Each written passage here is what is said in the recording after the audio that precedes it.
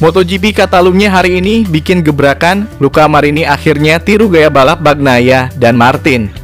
Di luar dugaan, Yamaha ditolak tim balap Rossi untuk jadi tim satelit.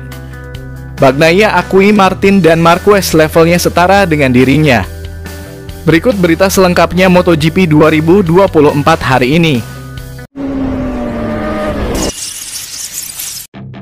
Luca Marini menegaskan dirinya menekan 100% di setiap lap sambil menunggu kemajuan teknis yang sangat dibutuhkan dari Honda RC213V.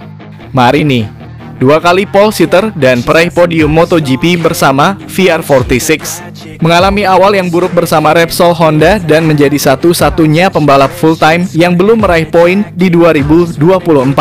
Sebagai pembanding, rekan satu timnya Joan Mir adalah pembalap Honda teratas tapi hanya memiliki 12 poin dari kemungkinan 185 poin. Meskipun demikian, Marini berada di posisi terakhir dalam 7 dari 10 balapan sejauh ini, termasuk sprint.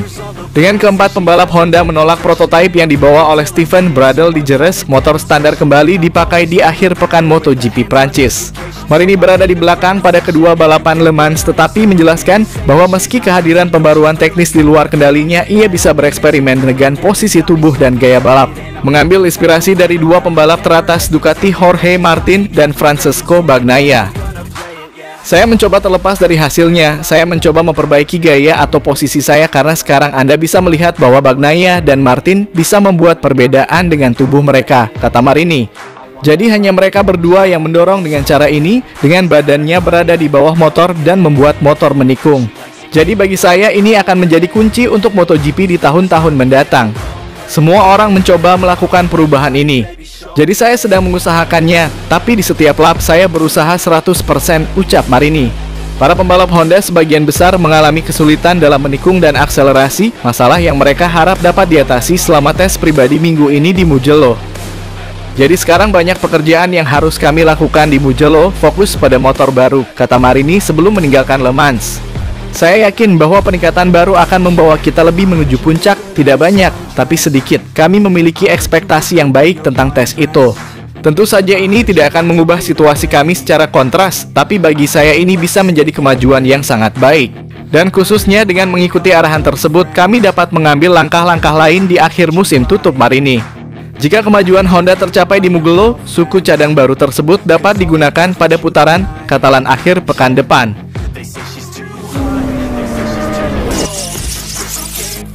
Setelah mengamankan Fabio Quartararo dengan kontrak baru, Yamaha kini mengalihkan perhatiannya dalam perburuan tim satelit untuk musim 2025. Yamaha secara mengejutkan ditolak oleh VR46 meski ada hubungan baik dengan Valentino Rossi, sang pemilik tim. Mereka mengalihkan perhatiannya ke Pramac dan menunggu kabar setelah memberikan tawaran menarik. Namun Motorsport melaporkan sesuatu terjadi di Le Mans pekan lalu yang meningkatkan peluang Pramac tetap di Ducati dari 50 banding 50 menjadi 95%. Seorang anggota staf Yamaha berkata, alternatif pertama kami selalu VR46, tapi kami tidak bisa meyakinkan mereka. Jadi rencana B adalah Pramac dan kami berharap mereka menerima tawaran yang kami berikan kepada mereka. Namun Yamaha juga mengakui tidak ada rencana C. Kami berharap Pramac menerima tawaran kami dan ini sangat menarik. Kalau tidak, kami tidak punya alternatif lain dalam pikiran kami. Jika Pramac memutuskan bertahan di Ducati, Yamaha sepertinya akan kembali membalap dengan dua motor untuk musim MotoGP 2025. Pramac memiliki waktu sampai akhir Juli untuk mengonfirmasi kepada Ducati apakah mereka mengaktifkan klausul dalam kontrak untuk bertahan selama 2 tahun lagi. Jika Pramac memutuskan untuk tetap tinggal, mereka diharapkan tetap memiliki akses terhadap sepeda motor spesifikasi pabrik. Namun Paolo Campinotti dikabarkan menerima tawaran dari Yamaha karena persaingan antara Pramac dan VR46 di dalam klan Ducati. Dia tidak yakin dengan kemampuan timnya untuk mempertahankan status mereka di Ducati setelah tahun 2026 saat regulasi baru MotoGP mulai berlaku. Campinotti dengan serius mempertimbangkan tawaran pindah ke Yamaha tahun depan. Hal ini kini tampaknya semakin kecil kemungkinannya untuk terjadi. Ducati dengan seksama menyeimbangkan masalah dengan tim satelit mereka dan keputusan besar pembalap mereka.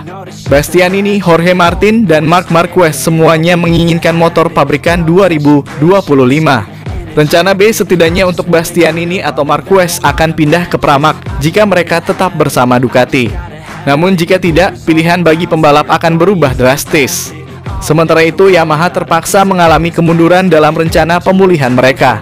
Penambahan tim satelit dikabarkan menjadi salah satu argumen yang meyakinkan Quartararo untuk menandatangani kontrak baru.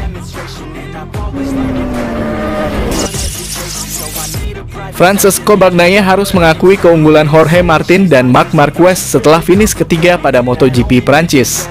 Bagnaia memimpin sebagian besar Grand Prix 27 lap saat ia berupaya menyelamatkan akhir pekannya setelah menderita DNF di sprint race.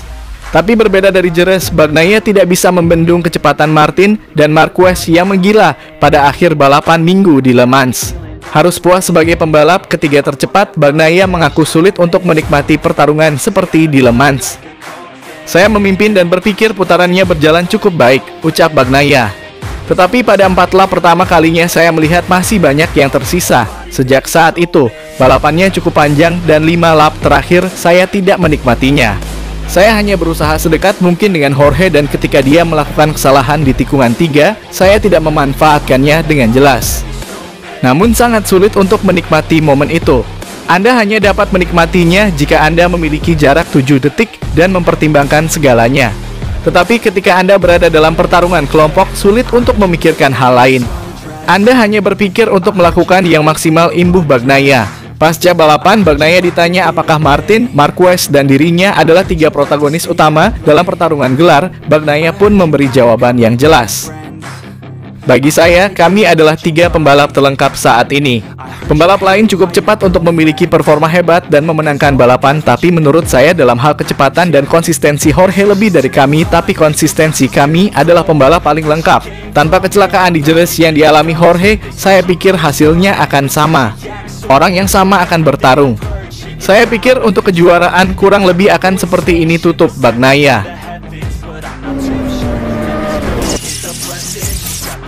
Jadwal MotoGP Catalunya 2024 bakal menanti kejutan dari Marc Marquez setelah dirinya menggila di sirkuit Le Mans pekan lalu. Balapan di Barcelona yang bakal dihelat pada tanggal 24 hingga 29 Mei 2024 ini selalu memberikan kejutan di tiap edisinya dalam beberapa tahun terakhir. Tak pelak jelang balapan di Catalunya ini, taji Marc Marquez kembali dinanti mengingat sang rider Kian Nyetel dengan Desmose di GP23 milik Ducati. Seperti ketika balapan di Le Mans pekan lalu, dia tidak panik sedikit pun ketika harus start dari posisi ke-13 dalam grid. Di Le Mans saya start dari posisi ke-13, tapi tidak ada yang panik karenanya. Kami tahu bahwa Anda harus berada di level Martin dan Bagnaia jika ingin memperebutkan gelar juara dunia, papar Marquez dilansir Speedweek.